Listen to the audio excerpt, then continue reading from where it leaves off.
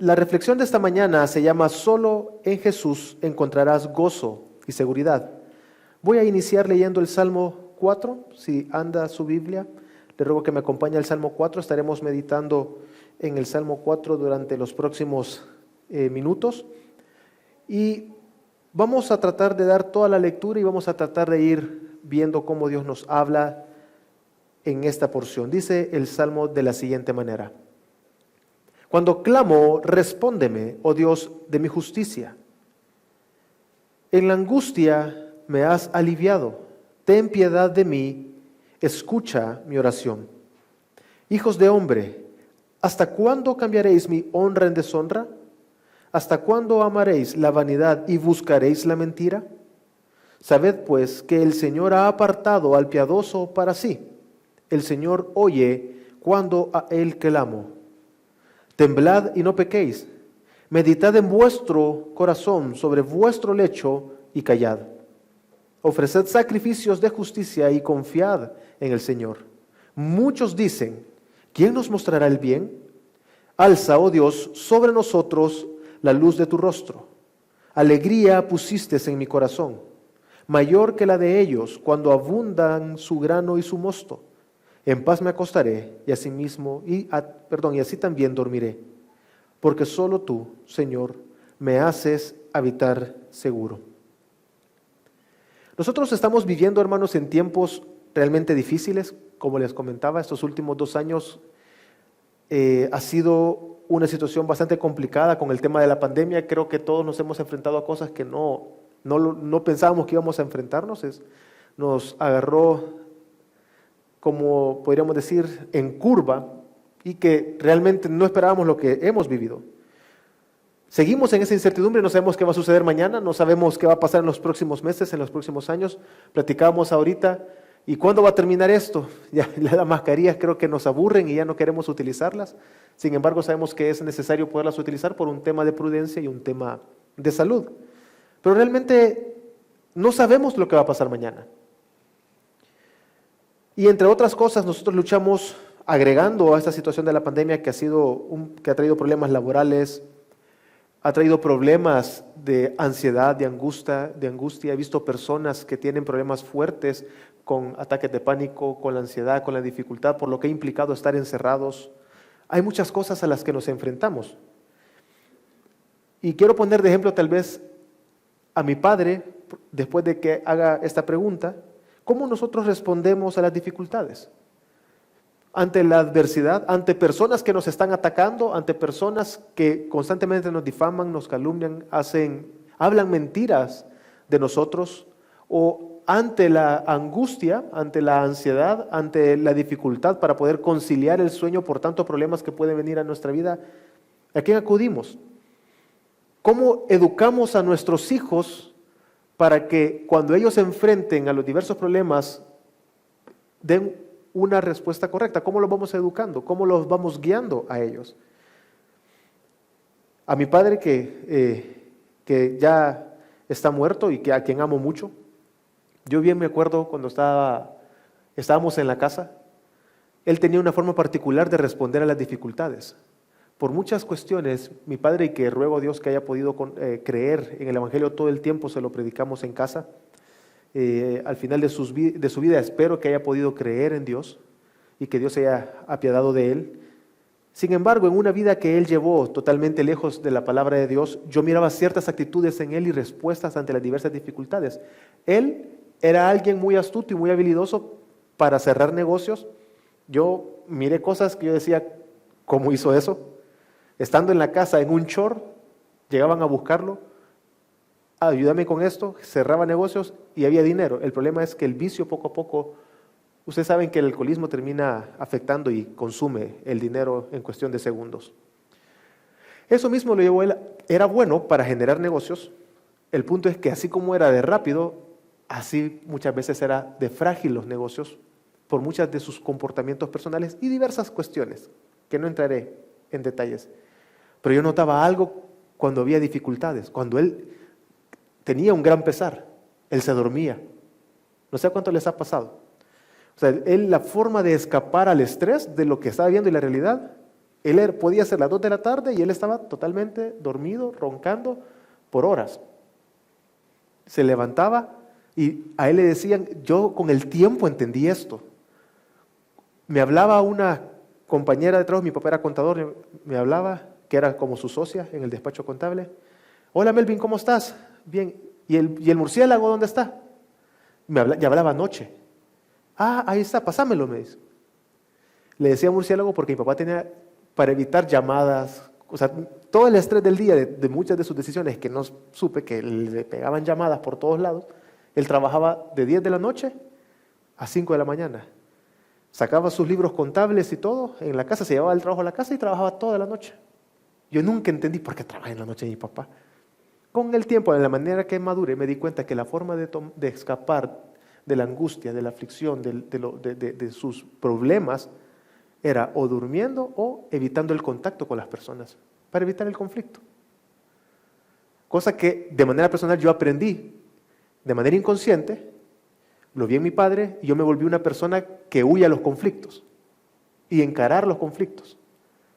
Y precisamente yo en mi pecado, ante una dificultad, ante algo que me preocupa y que no me deja dormir, lo que quiero es evitar enfrentarlo de cara. Ok, pongo esos ejemplos, este ejemplo simplemente a partir de la pregunta, ¿cómo respondemos? No sé cómo usted responde a las dificultades, a la ansiedad, a la angustia. Por lo que nosotros podemos ver en este salmo, nos damos cuenta que el salmista estaba en una situación realmente aflictiva, que le daba mucho problema y dificultad. No sabemos realmente porque el salmo no nos muestra específicamente qué puede ser, pero sabemos que estaba en una situación y que habían unos enemigos y personas que lo estaban atacando, difamando y que buscaban hacerle daño.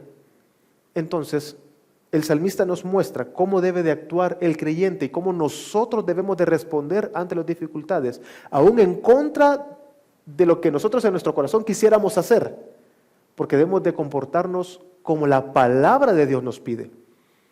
Y es ahí donde podemos ver que lo que trata de enseñarnos es que en medio de la adversidad, usted y yo, hermanos, debemos de continuar adorando a Jesús. Debemos de seguir adorando y siendo fieles a nuestro Señor, porque Él nos va a dar seguridad y nos va a dar gozo. Lo primero que vemos en el Salmo es que comienza con una oración y se dirige a Dios. Él comienza dirigiendo sus pensamientos, sus palabras a aquel que lo ha salvado y dice, oh Dios de mi justicia, porque Él entiende que solo Dios es justo. Aquí nos está mostrando que el salmista está colocando su confianza en Dios y que solamente Él es justo. Nadie puede actuar con justicia. Entonces, ante la adversidad, ¿qué es lo que él hace? Dirige su oración a Dios, porque ha entendido que el único que va a actuar con justicia y de manera correcta es Dios. Y por eso él clama, oh Dios de mi justicia, pero también hay algo que está dejando acá y que lo podemos entender y lo vamos a entender a través del contexto. Es que el salmista está asegurando que también él puede ser considerado justo. Y las palabras las podemos entender cuando dice, oh Dios de mi justicia, lo que el salmista está diciendo, yo que actúo justamente, no por sí mismo, sino porque Dios es justo y Él es escogido de Dios, Él puede actuar con justicia. Eso mismo le da a Él la seguridad de clamar al Dios de su justicia, al Dios que a Él lo ha hecho justo. Y Él clama a partir del entendimiento y la percepción correcta bíblica acerca de sí, que se conoce como justo, es decir, a partir de su llamado y que ha sido escogido por Dios, se entiende como justo, entonces Él dice, oh Dios de mi justicia. Pero entiende que su justicia no parte inherentemente de su vida, es porque Dios mismo lo ha capacitado para actuar con justicia. Entonces, ¿por qué Él está orando? ¿Por qué Él está pidiendo? Les comentaba que Él se muestra a sí mismo en angustia, en aflicción. Si usted ve al Salmo, dice, oh Dios, cuando clamo, respóndeme, oh Dios de mi justicia, en la angustia me has aliviado. Lo que está diciendo, esta angustia tiene un sentido de una adversidad, ya sea física, una adversidad mental, social o económica. En situaciones difíciles financieras, que es una característica que ha pasado por el tema del COVID, las personas, su forma de trabajar y la forma de ingresos ha cambiado.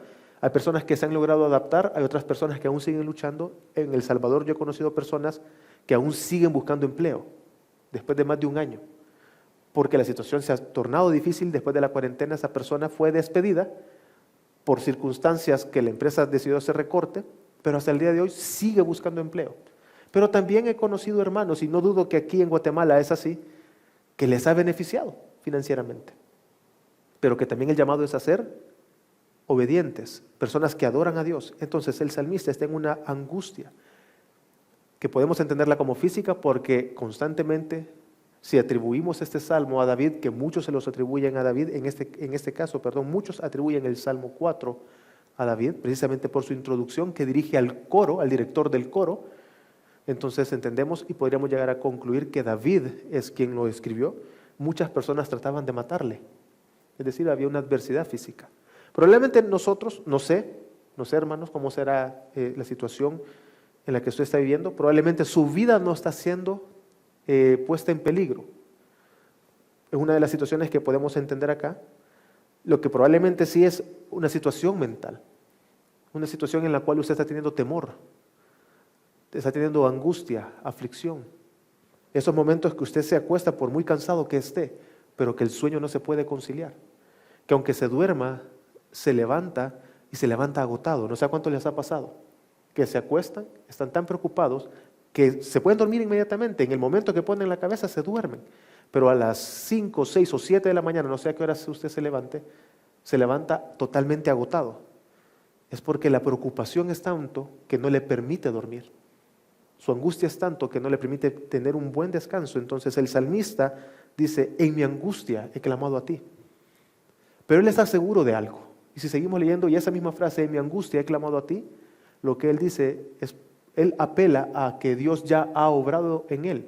Ya antes Dios le ha contestado. Ya Dios ha actuado en su vida a favor de él. Entonces apela a la obra que Dios ha hecho en él. Y como ya antes lo ha ayudado, y Dios siempre lo ayuda, él ha sacado adelante a su hijo. El salmista tiene esa confianza. Y quiero que me acompañen a Jeremías 23:6, que dice lo siguiente: en sus días será salvo Judá, e Israel morará seguro. Y este es su nombre por el cual será llamado el Señor, justicia nuestra.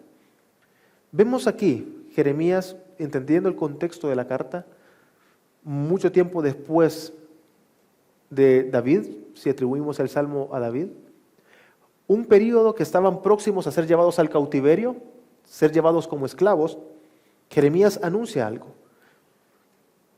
que Dios salvó a Judá, que Dios los ha salvado, que Dios ha estado con ellos, y apela a algo.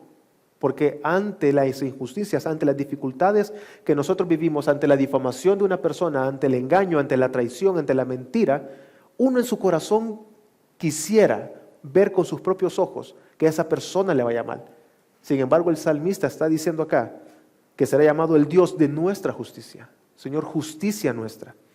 Y es lo que el salmista está diciendo: Dios de mi justicia. Es decir, él está apelando no a su deseo de hacer justicia, está apelando a aquel, el único que es capaz de hacer justicia, que es Dios. Entonces, él está apelando a algo que ya ha pasado en su vida. Es decir, Dios ha escuchado su oración, ha obrado sobre Israel y lo va a seguir haciendo, porque Dios es fiel, es inmutable, Él no cambia. Así como antes ha contestado, va a contestarle en ese momento, y entiende que después, y nosotros sabemos que hoy, va a contestar nuestra oración. Y debemos de considerar que él estaba entendido y él sabía que él no estaba, cuando él dice ¿hasta cuándo? O cuando dice Señor escúchame, no es que él esté orando a un Dios de madera y lo que está pidiendo, por favor escúchame, como si fuera un Dios falso.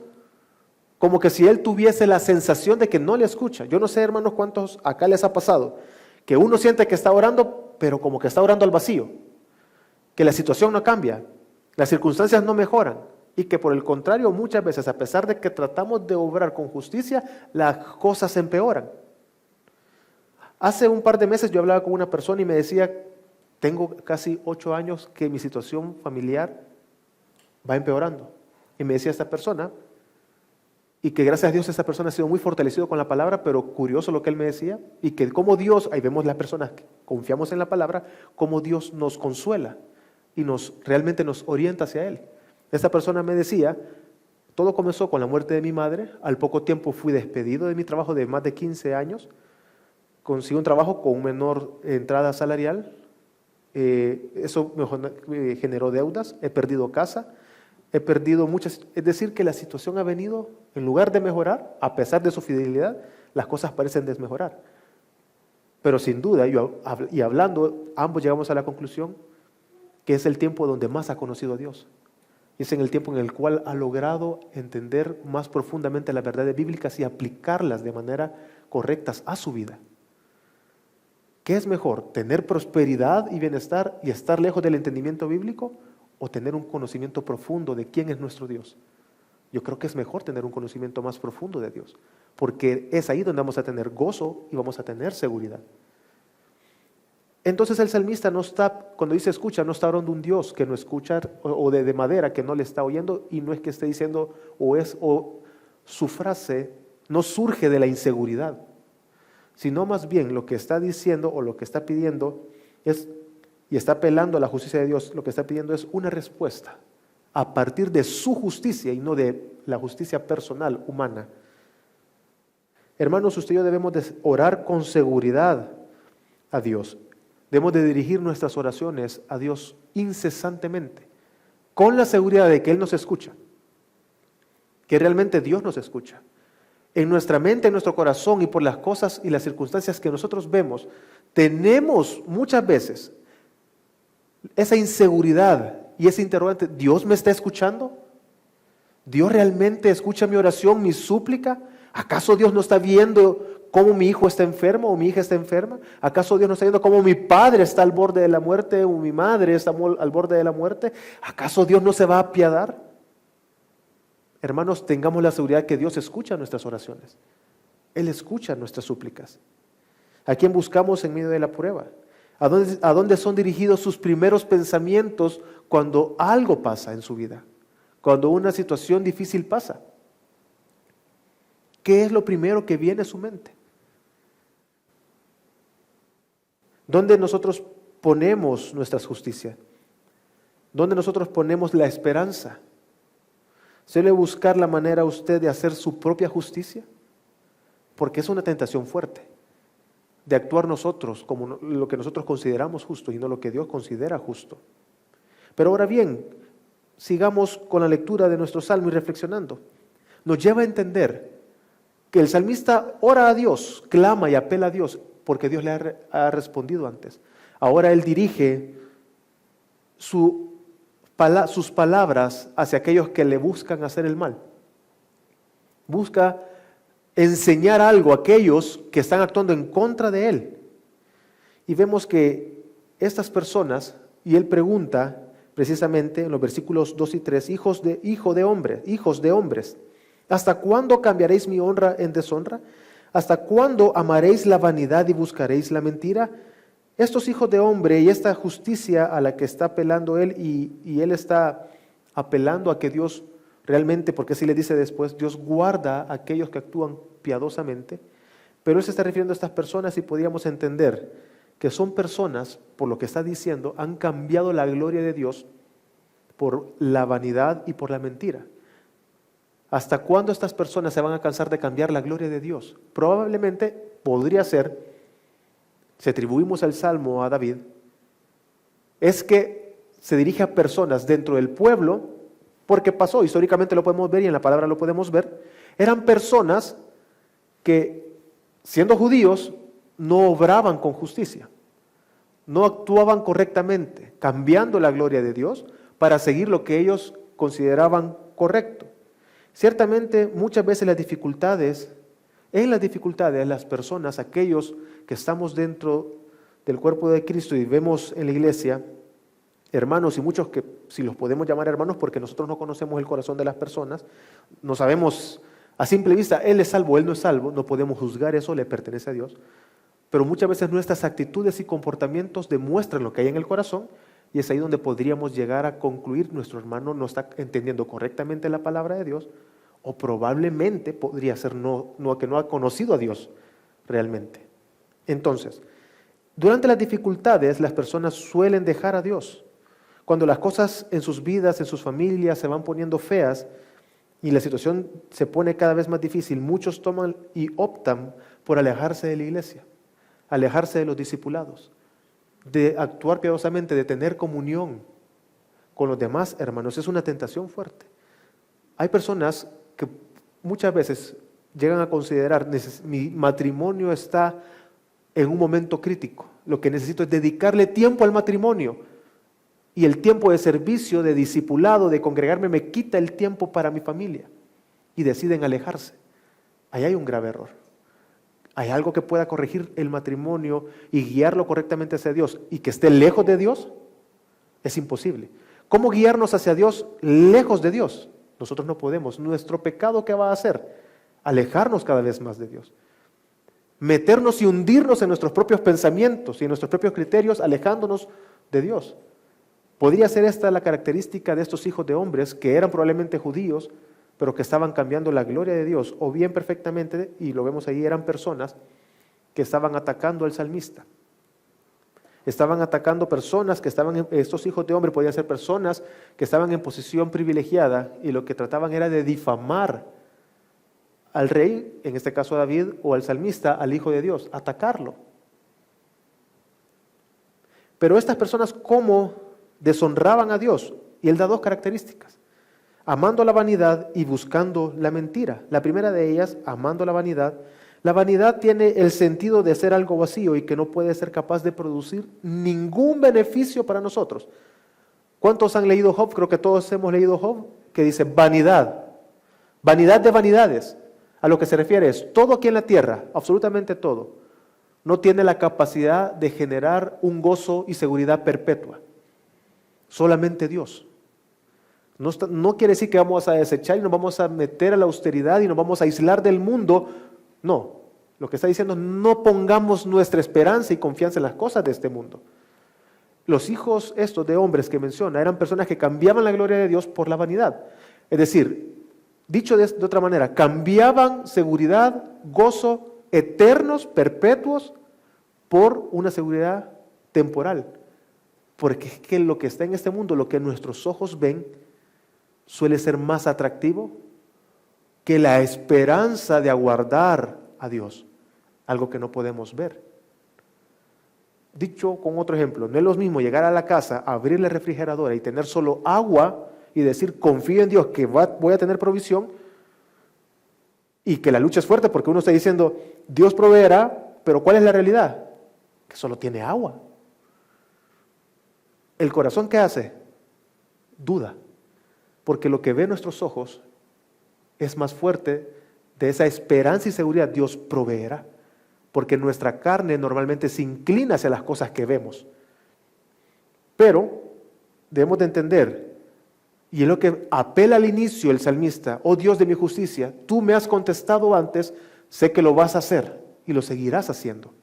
Dios ha contestado, Dios lo seguirá haciendo, Dios escucha, Dios no deja a sus hijos. Y exhorta a aquellos que lo atacan. ¿Por qué cambian la gloria de Dios? Por las cosas vanas que no generan ningún beneficio real en esta tierra. En el ejemplo que les estaba poniendo, las personas que tienen un matrimonio que está desquebrajándose y que toman la opción de aislarse y alejarse de la iglesia, ¿cualquier método humano que puedan seguir realmente va a traer estabilidad al matrimonio? No, es imposible. Probablemente ciertos métodos, comportamientos, hay personas que son determinados y que son capaces de controlar su carácter perfectamente. Yo he conocido personas totalmente sosegadas que controlan su carácter, pero no necesariamente eso está glorificando a Dios. Y lo siguiente es que buscan la mentira. Es un desvío constante de la verdad y que muchas veces llevan a torcer la verdad hacia la dirección que uno quiere. ¿Cuántos cristianos buscan lo que quieren oír? ¿Cuántos cristianos buscan al profeta para que les hable y les muestre algo que ellos quieren escuchar? O creen en muchas doctrinas porque son acordes a lo que ellos quieren. porque desean que suceda algo. Y es que aceptar la verdad bíblica muchas veces es difícil para nuestra carne, porque confronta nuestro pecado y muchas veces no dice lo que nosotros queremos. No dice o no da la respuesta que nosotros quisiéramos. En Jeremías también nos muestra, no lo vamos a leer, pero el profeta Jeremías hablaba y profetizaba en momentos en que tratemos de pensar en el profeta Jeremías y lo que él enseñaba. Él decía que iban a ser llevados al cautiverio como juicio de Dios. ¿Qué implicaba eso? Ser llevados como esclavos. Implicaba que la casa de Dios iba a ser destruida, que el pueblo de Dios iba a ser desterrado y que la tierra prometida de Dios y que le pertenecía a Dios iba a ser ocupada por otros. Eso es lo que implicaba decir que iban a ser llevados a cautiverio. Pero ¿qué Dios les había prometido? Que era mi tierra, que era mi casa y que ustedes son mi pueblo y voy a protegerlos. ¿Qué decían aquellos profetas falsos? No, va a haber paz, si es que es la casa. ¿Quién va a destruir la casa de Dios? ¿Quién va a desterrar al pueblo de Dios? ¿Quién va a ocupar la tierra que le pertenece a Dios y que nos las dio por heredad? Jeremías está mintiendo. ¿Pero qué fue lo que pasó? ¿Qué hizo muchos de los que oyeron a los profetas falsos? Creyeron a los profetas falsos. ¿Por qué? Porque decían lo que ellos querían escuchar, paz. Cuando Dios había hablado que iba a haber juicio. ¿Qué fue lo que pasó? Hubo juicio. Hubo un juicio sobre Israel. Fue quebrantado y fueron llevados. Así actuamos los cristianos muchas veces. Cuando no escuchamos lo que queremos de las iglesias en una predicación o de la misma palabra de Dios, no, eso no es para mí, me voy. Aunque sea bíblico completamente lo que esté escuchando. Es lo que pasaba. Oh hijos de hombre, ¿hasta cuándo cambiarán la gloria de Dios? Por las mentiras. Es decir, van a seguir aquellas mentiras que en sus corazones quieren. Y era la exhortación. Y es una exhortación para nosotros. ¿Cómo el salmista entonces le responde a estos que lo ofendían constantemente? Él dice, Dios guarda para sí al piadoso. Nuestra tentación, hermanos, muchas veces es creer doctrinas y seguir la mentira o seguir la vanidad de este mundo. Pero esté seguro de que Dios guarda para sí. Lo va a guardar de caer en la tentación si usted busca a Dios y lo busca en humildad a Dios. Dios guarda para sí al piadoso. Es tanto una exhortación o una advertencia a los que lo atacaban a él, pero también es un confort para aquellos que buscamos vivir piadosamente. Dios guarda a sus hijos para sí, al que actúa piadosamente. Y esto implica que la clase de protección que Dios da solo está sobre aquellos que viven una vida piadosa. Son aquellos que buscan obedecer a Dios y continuar adorando a Dios en su día a día. Él una vez más dice, Dios siempre escucha cuando a Él clamo. Una vez más, Él asegura que Dios lo escucha. ¿Por qué? Porque Él inició diciendo que Dios de mi justicia, que podíamos entender que está hablando de que Él es justo, pero Él puede y tiene la seguridad de decir que es justo porque busca piadosamente o vivir piadosamente, pero su fundamento o su base es Dios lo guarda a Él. Y Dios guarda de que viva piadosamente y Él procura la obediencia a Dios y por eso tiene la seguridad de que Dios lo escucha, porque en su día a día busca adorar a Dios. No cometamos el error, hermanos, de creer de que por el hecho de solamente congregarnos y que en el día a día nos olvidamos totalmente de la vida cristiana, de lo que nuestra única vida, la palabra de Dios, no caigamos en el error de creer de que Dios debería de escucharnos. Es que yo me congrego, yo no busco hacerle el mal a nadie, yo me trato de estar bien, pero durante la semana usted no ora, no lee la palabra, en su día a día no tiene una intimidad y un devocional diario, se limita simplemente a congregarse el domingo. Dios debería de actuar piadosamente, o sea, justamente conmigo. No caigamos en ese error. Pero entendamos que Dios no es un Dios retributivo. A pesar de nuestra inconsistencia y muchas veces de nuestro pecado, Dios sigue mostrando su amor. Pero eso no quiere decir que Dios sigue mostrando su amor, sigo pecando. No, debería de causar un temor en nosotros. ¿Cómo es posible que ante mi pecado Dios aún así muestre amor? ¿Qué debe de generar en nosotros? Humillarnos, buscarle. A pesar de que esta semana no he dedicado tiempo a la palabra, no he dedicado tiempo realmente de devoción a Dios, esta semana ha sido muy buena y ha sido muy bendecida, el favor de Dios. pero no comete el error de creer de que Dios está aprobando la mediocridad en la vida cristiana. No, Él pide que actuemos piadosamente, pero nuestra salvación no depende de mi piedad, depende de Dios. Pero nuestro llamado es a continuar adorando a Dios. Y eso es lo que viene a decir después. El salmista hace un llamado a continuar adorando a Dios. Él dice que cada uno de nosotros debemos de temblar y no pecar. Y que debemos de ofrecer, si usted me sigue en el Salmo, dice debemos de temblar, no pecar, pero que también debemos de ofrecer nuestros sacrificios justamente o con justicia. La palabra temblar, interesante porque se refiere a alguien que está con una gran ira. Ante el ataque constante, pensemos en lo siguiente. En ocasiones las cosas no mejoran, hermanos. No parecen ir empeorando cada vez. Nosotros tratamos de ser fieles a Dios en todo lo que podemos, con una vida durante el día a día, que meditamos en Dios, pensamos en Dios. Señor, guárdame de pecar, guíame, Señor. Pero cuando sentimos que estamos más en un fervor y una vida piadosa, parece ser muchas veces que va peor, que las cosas se empeoran, que en el día a día las cosas no mejoran, sino que el matrimonio cada vez más complejo, mi hijo cada vez, o mis hijos cada vez más rebeldes, mis padres cada vez son más insensatos o personas que me provocan a ira, en el hogar, el trabajo, los compañeros laborales cada vez son peores en sus comportamientos. Y es lo que suele pasar, eso que genera muchas veces, y es lo que se adelanta el salmista. Y es un sentimiento normal. El temblad y no pequéis, la palabra temblad hace referencia y puede ser traducida también como alguien que está teniendo una gran ira, un gran enojo. Y esto me recuerda a lo que dice Efesios 4:26, que dice, airaos pero no pequéis, no se ponga el sol sobre vuestro enojo. Lo que está diciendo el salmista es algo muy similar a esto. Es, en un momento de crisis, de angustia, de ansiedad, de dolor, de traición, de mentira, puede airarse, puede enojarse, pero lo que no puede hacer es pecar. La ira, el enojo, la frustración que van a venir. Ser cristiano no implica que usted no pueda frustrarse, no implica que usted no pueda tener miedo, no implica que usted vaya a tener una desconfianza, o no implica que usted va a estar todo el tiempo gozoso. No, también hay dolor, hay sufrimiento, hay angustias, pero nunca va a pecar. O sea, no debe de pecar.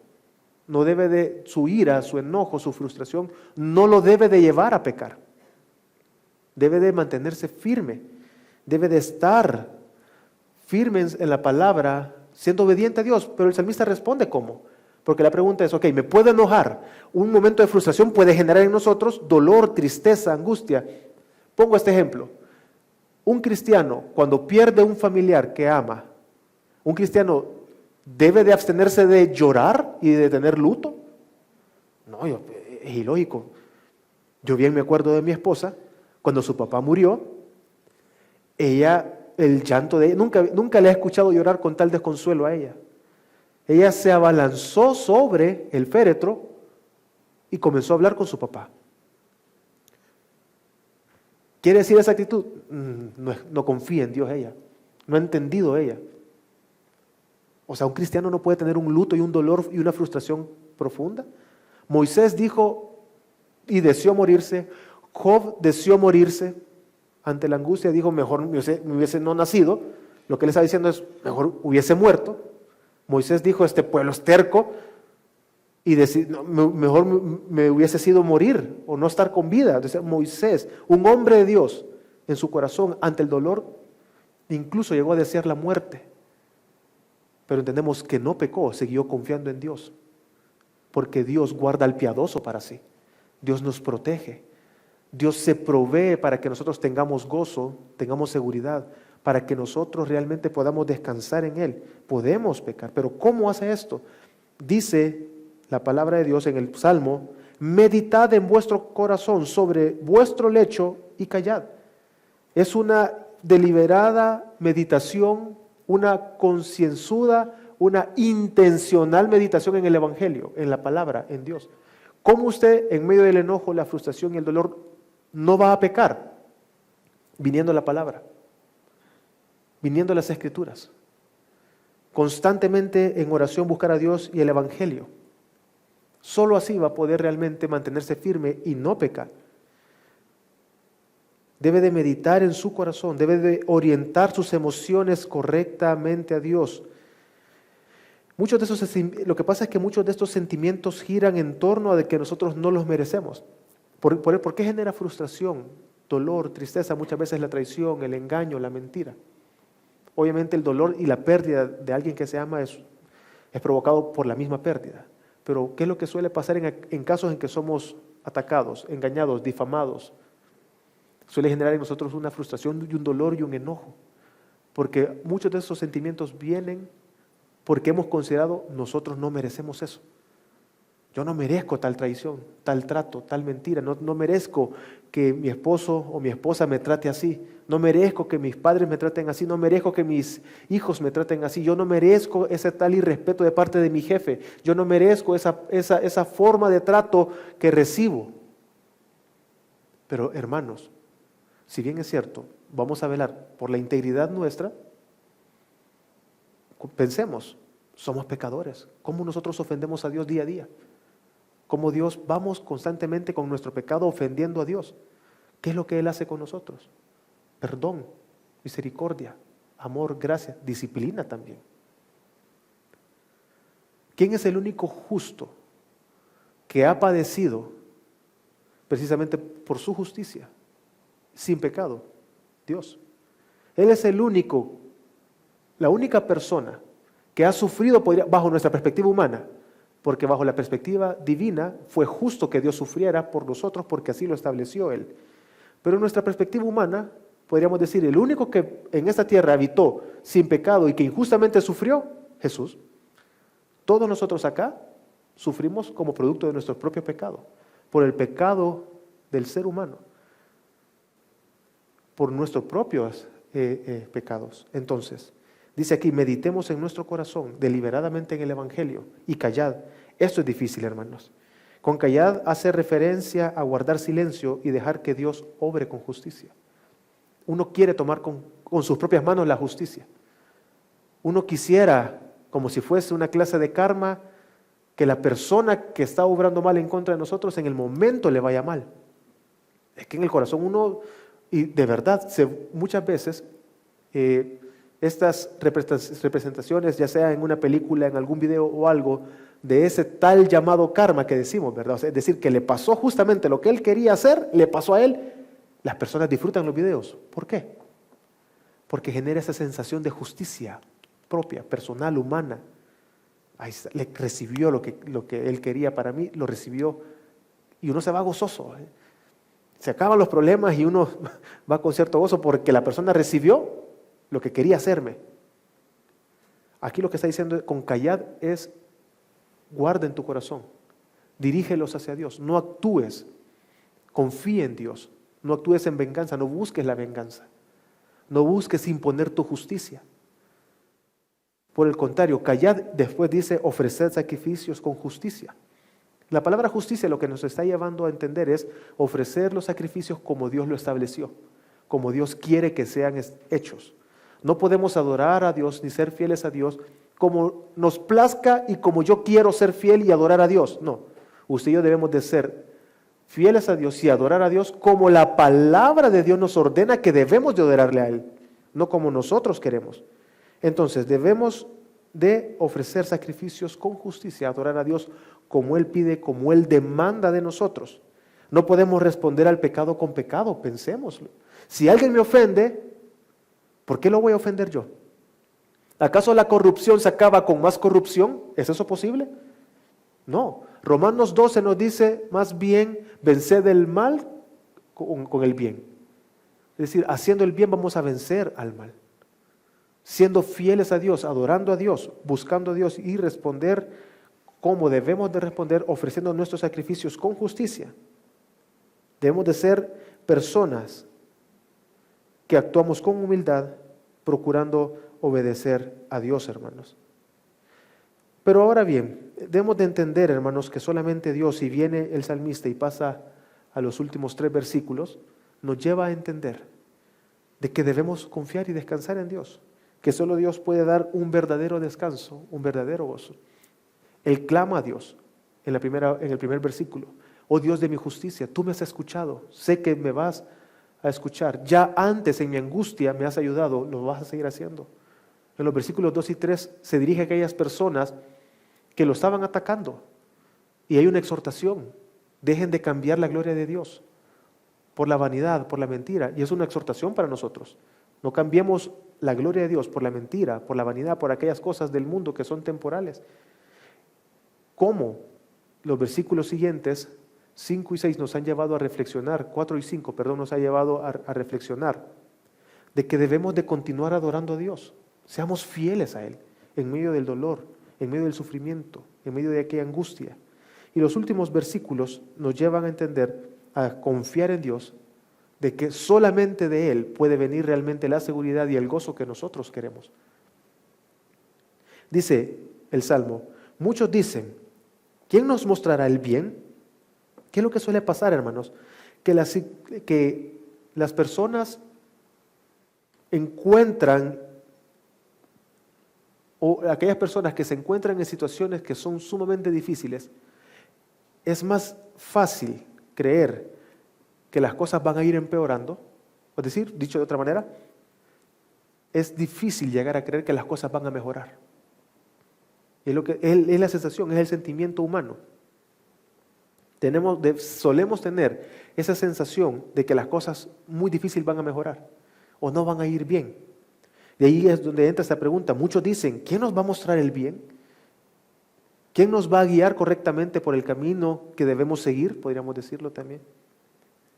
Y el salmista dice, muéstrame la luz de tu rostro. Señor, alza sobre nosotros la luz de tu rostro. Esta luz de tu rostro es algo que encontramos en Números 6, 24 al 26, donde lo que está diciendo el salmista es, la pregunta es, ¿quién nos va a mostrar el bien? Oh Señor, muéstranos tu rostro, danos esa luz de tu rostro, es decir, tu favor, tu beneficio, tu gozo, tu paz, tu seguridad. Muéstralo porque solamente Dios lo puede hacer. Dice Números 6, 24 en adelante, el Señor te bendiga y te guarde. El Señor haga resplandecer su rostro sobre ti y tenga de ti misericordia. El Señor alce sobre ti su rostro y te dé paz. Ya en Números, lo que dice Dios, dándole instrucciones al pueblo a través de Moisés, le dice, ok, hablando de cómo ellos debían de comportarse, cómo debían de ofrecer sus sacrificios, cómo debían de vivir una vida justa, Él les dice, salúdense de esta manera, porque solamente Dios puede hacerlo. El saludo era, ok, cuando estén juntos, salúdense. El Señor te bendiga y te guarde, era el saludo. El Señor haga resplandecer su rostro sobre ti y tenga misericordia de ti. El Señor alce sobre ti su rostro y te dé paz. Lo que ellos estaban reconociendo a través de este saludo, a través de decir esas palabras unos con otros, era confía en Dios. Dios es el único que puede hacer lo bueno en tu vida y darte paz. Solamente con Él y en una relación con Él, porque el rostro está mostrando esa confianza y esa intimidad, Dios va a guardar de ti. Y es lo que el salmista está diciendo. Y es una alegría mucho mayor que la de los enemigos. ¿Cómo describe la alegría? Es decir, estar delante de Dios, sin importar que las circunstancias cada vez van peores, pero el hecho de estar consciente de que estoy con Dios y estoy delante de Dios, mi alegría es mucho mayor que cualquier dolor y sufrimiento en esta tierra. No estoy diciendo que no va a tener o que no haya tristeza, pero en Dios va a encontrar una mayor fortaleza y esperanza, aún mayor que cualquier sufrimiento, incluso mayor que aquellos que están, humanamente hablando, bien, en bendición, en prosperidad, en salud, en riqueza, en bienestar familiar. O sea, estas personas pueden estar bien, pero mi alegría, aún en medio del dolor, va a ser mucho mayor, porque estoy ante el rostro de Dios. ¿Cómo describe la alegría de los enemigos? Y la alegría que Dios da. La alegría de Dios es mucho mayor, dice, que la de ellos cuando abunda su grano y su mosto. La cosecha en aquel entonces era uno de los momentos más alegres. Es que la cosecha venía a ser parte del centro y la economía de muchos pueblos. Tener cosecha implicaba tener alimentos y tener ingresos, estabilidad y seguridad financiera y familiar. Porque había cosecha, había bienestar. Ahora bien, la alegría de Dios es mucho más grande que esta. ¿Por qué? Porque la cosecha se acababa. ¿Qué pasaba si venía una sequía? Es decir, cuando ya no hay grano, ya no hay mosto, ya no hay alegría. Pero con Dios no es así. Hay gozo aún en la abundancia y en la escasez. Hay gozo, grano y mosto, cuando hay grano y mosto, porque Dios lo provee, pero cuando hay sequía, sigue estando la alegría nuestra, porque es Dios, está basado en lo eterno. Y si volvemos, dice, cambian la vanidad, la gloria de Dios por la vanidad, por algo que no da un beneficio eterno. Lo que está diciendo ahí, contrastando con esto, es, nuestra felicidad no va a estar basado en las cosas temporales. Nuestra felicidad, gozo y seguridad están basados en algo eterno, que es Dios mismo, en nuestras vidas obrando. Dios da una alegría que perdura, que es para siempre, porque está basada en Dios. Dios permanece, mientras que todo aquí en la tierra va a pasar. Todo, absolutamente todo. No sabemos qué va a pasar mañana. Hoy podemos estar bien o podemos estar mal. Y mañana los papeles se pueden invertir. Y si ponemos nuestra seguridad y alegría en algo de este mundo, va a ser totalmente una montaña rusa. Entonces quiere decir que vamos a estar tristes grandes periodos de tiempo y alegre cuando hay. O cuando está como nosotros quisiéramos que vayan las cosas. Pero yo creo que no es sensato eso. Nuestro gozo, nuestra seguridad solo puede estar en Cristo, quien es eterno, Él no cambia, es inmutable. Y es lo que está diciendo el salmista. Pero ¿cómo podemos tener tal seguridad en nuestras vidas, hermanos? ¿Cómo nosotros podemos realmente gozar de esa seguridad? Únicamente a través de Cristo Jesús. Él está diciendo, alza tu rostro sobre mí, dice el salmista. Tu rostro que lo pueda ver. ¿Quién es la imagen del Dios invisible? Cristo. ¿Quién es el único que puede mostrarnos realmente quién es el Padre? Cristo. Debemos de poner nuestra mirada en Jesús. Cuando dice, deliberemos intencionalmente, concienzudamente, en nuestra cama, en la noche, cuando estamos solos, no estamos airados, pensando en lo que dice el salmista, meditemos en la palabra, seamos llevados, que nuestros pensamientos sean llevados hacia Cristo, hacia Jesús. Dice Juan 4:46, no es que alguien haya visto al Padre, sino aquel que viene de Dios, este ha visto al Padre, refiriéndose a Jesús. Nadie ha visto a Dios. Y la única manera para contemplar esa gloria de Dios es a través de Cristo. La única manera para ver que la gloria de Dios, de aquel que alza tu rostro sobre mí, es decir, aquel que alza su rostro sobre nosotros, es a través de Cristo. Jesús nos muestra al Padre, es lo que dice Juan 1:18. Nadie ha visto jamás a Dios, el unigénito de Dios, que está en el seno del Padre, Él le ha dado a conocer. Solo a través de contemplar a Jesucristo podemos ver la gloria de Dios. Debemos de pedir a Dios que nos muestre su gloria, su rostro. Debemos de orar a Dios y creer en Jesús, en el Evangelio, porque solamente a través de Cristo podemos realmente tener esa seguridad, esa paz. Y es por eso que, hermanos, el llamado del salmista, así como para nosotros ahora, es que continuemos adorando a Dios, porque solamente en Él, en medio de la angustia, continuemos adorando a Dios, porque solamente en Él encontramos gozo y seguridad. Es necesario creer en Jesús para poder tener realmente gozo y seguridad. Tal vez, y es muy probable, que en su vida usted haya buscado muchas formas, métodos para ser libre de la ansiedad, de la aflicción, de los ataques de pánico, del terror nocturno, de los enemigos, de la mentira, de la traición, del engaño. Usted ha buscado muchas formas y métodos para ser libre de eso. Pero hermanos, aunque muchas veces puedan llegar a resultar, porque probablemente muchos consejos humanos tengan cierto resultado, jamás va a cambiar el corazón. No va a dar paz genuina en el corazón. Va a ser una paz temporal, así como de los enemigos que muestra acá, que su alegría era cuando había grano y cuando había mosto. Nosotros debemos de poner nuestro gozo en Dios, seguridad en Dios.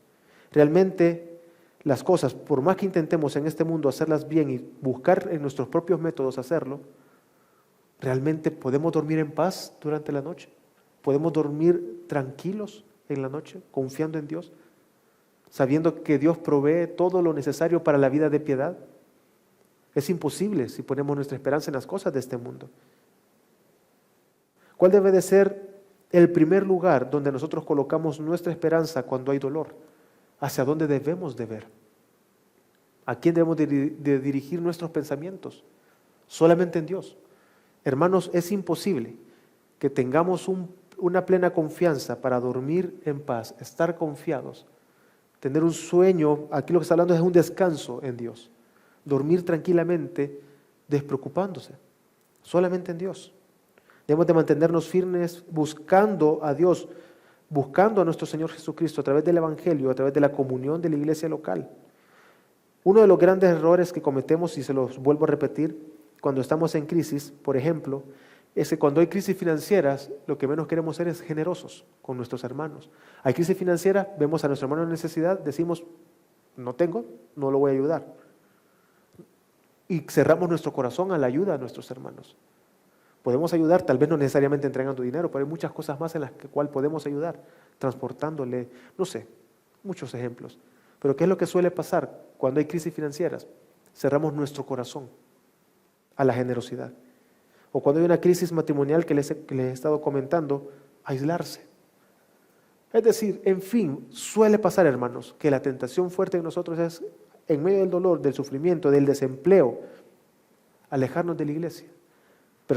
He conocido personas que después de un largo periodo de desempleo, y la decisión es muy difícil, los animo a que sean sensatos a estas personas cuando hablo con ellos. Tengo más de un año sin empleo y el único trabajo que me ha salido resulta que voy a trabajar los domingos. Hermano, yo no puedo tomar la decisión por ti. Yo no te puedo decir qué hacer. Pero considera, reflexiona, porque la orden de Dios es que el hombre y la mujer, bueno, en este caso es al hombre, pero entendemos en nuestros contextos actuales, es que aquel hombre que no provee el hogar es peor que un inconverso. Es decir, que el llamado tuyo es trabajar para proveer en el hogar.